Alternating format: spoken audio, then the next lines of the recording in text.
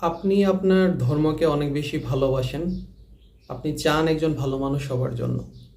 কিন্তু দুটো ক্যারেক্টার আপনাকে ভালো হতে দিতে চায় না।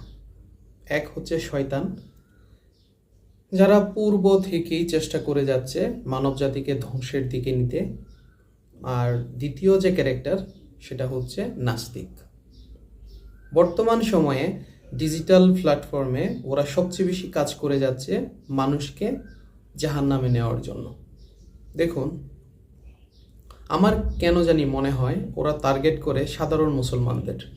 সাধারণ মুসলমান যারা আছে তারা দেখা যায় যে কোরআন এবং হাদিস অর্থসহ ভালোভাবে হয়তো ওইভাবে স্টাডি করার সময়টা বের করতে পারে না। নাস্তিকরা কি করে, তারা বিভিন্ন ধরনের আজগুবি এবং গোঁজামিল দিয়ে যুক্তি উপস্থাপন করে সাধারণ মানুষের সামনে তা প্রচার করতে থাকে। কোরআন এবং হাদিস সম্পর্কে যদি আপনার ভালো জ্ঞান না থাকে, তাহলে ওদের ভিডিওগুলো স্কিপ করবেন।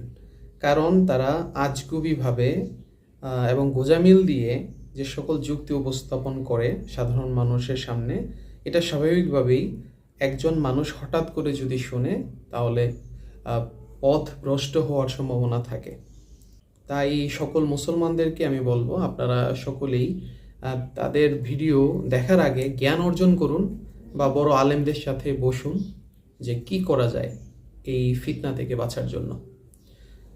সকলেই ভালো থাকবেন। আল্লাহ আমাদের সকলকেই সঠিক পথে রাখুক। আজকে এই পর্যন্তই।